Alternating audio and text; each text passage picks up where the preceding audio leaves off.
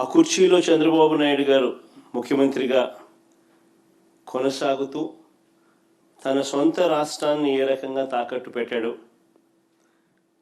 రాష్ట్ర ప్రజలను తన స్వార్థం కోసం ఏ రకంగా తాకట్టు పెడతా ఉన్నాడు అన్నదానికి రేవంత్ రెడ్డి స్టేట్మెంట్లు సాక్ష్యాలు. నిజంగా బహుశా భారతదేశ చరిత్రలో ఇలాంటి చరిత్రహీనుడు బహుశా ఎవరు ఉండకపోయి ఉండొచ్చు.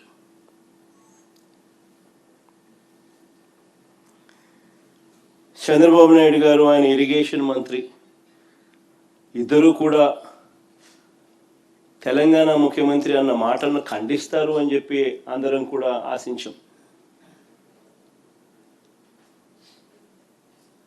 ప్రతి రైతు కూడా ముఖ్యమంత్రి ఈ స్థాయికి దిగజారిపోడు అని చెప్పి రైతు కూడా ఆశపడ్డాడు.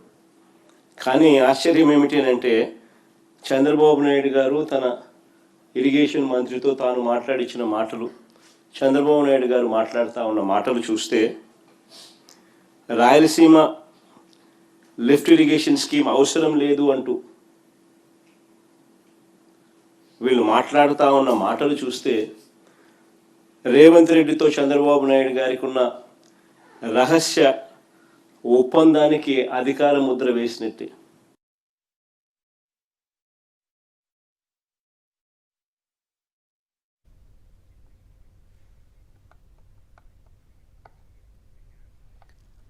రాయలసీమ లిఫ్ట్ దగ్గర నుంచి పరిశ్రమలు నడిపేవారంతా ఎదుర్కొంటున్న పరిస్థితుల వరకు భోగాపురం ఎయిర్పోర్ట్లో క్రెడిట్ చోరీ దగ్గర నుంచి పలు అంశాలపైన వైఎస్ జగన్మోహన్ రెడ్డి మాట్లాడారు. లైవ్ చూసాం. ఇక ఓటుకు కోట్లు కేసులో ఆడియో వీడియోలతో అడ్డంగా దొరికిపోయి నోరు మెదపలేని స్థితిలో చంద్రబాబు ఉన్నారని విమర్శించారు YS Jagan. Sagar left bank operations Telangana చేతుల్లో ఉందని, ఏపీ భూభాగంలో ఉన్న వాటిని కూడా తెలంగాణనే ఆపరేట్ చేస్తోందన్నారు.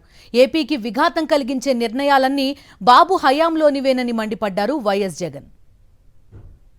అంతవరకు మన భూభాగంలో ఉన్న ఆపరేషన్స్ కూడా వాళ్ళ చేతుల్లోనే చంద్రబాబు నాయుడు గారు పెట్టారు. నాగార్జున సాగర్ కిందున్న పులిచింతల ప్రాజెక్టు, దాంట్లో లెఫ్ట్ బ్యాంక్ పవర్ హౌస్, అది కూడా వాళ్ళ చేతుల్లోనే ఉంది. రాష్ట్రానికి, రాయలసీమకు తీవ్ర విఘాతం కలిగించే ఈ నిర్ణయాలన్నీ కూడా రాష్ట్ర విభజన జరిగిన తర్వాత చంద్రబాబు హయాంలో తీసుకున్నవే. ఇవన్నీ కూడా నిర్ణయాలు. అటు చంద్రబాబు నాయుడు పరిస్థితి ఏంటి అంటే ఓటుకు కోట్ల కేసులో ఆడియో వీడియోలతో అడ్డంగా దొరికిపోయిన చంద్రబాబు నాయుడు గారు నోరు మెదపలేని పరిస్థితి, నోరు మెదపని పరిస్థితి. కానీ అప్పట్లోనే మన రాష్ట్ర హక్కుల కోసం ప్రతిపక్ష నేతగా నేను అప్పట్లోనే కర్నూలులో జలదీక్ష కూడా చేశాను. నిజంగా ఈ ప్రాంతపు రైతన్నుల దురదృష్టం ఏమిటంటే మా ప్రభుత్వం రాకపోవడం. మళ్ళీ ప్రభుత్వం మారిన తర్వాత ఈ ప్రాజెక్టుకు మళ్ళీ చంద్రగ్రహణం పట్టింది. రహస్య ఒప్పందం చేసుకుని రాష్ట్రానికి, రాయలసీమకు తీరని అన్యాయం చేశాడు చంద్రబాబు నాయుడు. కేవలం జగన్కి ఎక్కడ క్రెడిట్ వస్తుందో అని చెప్పి.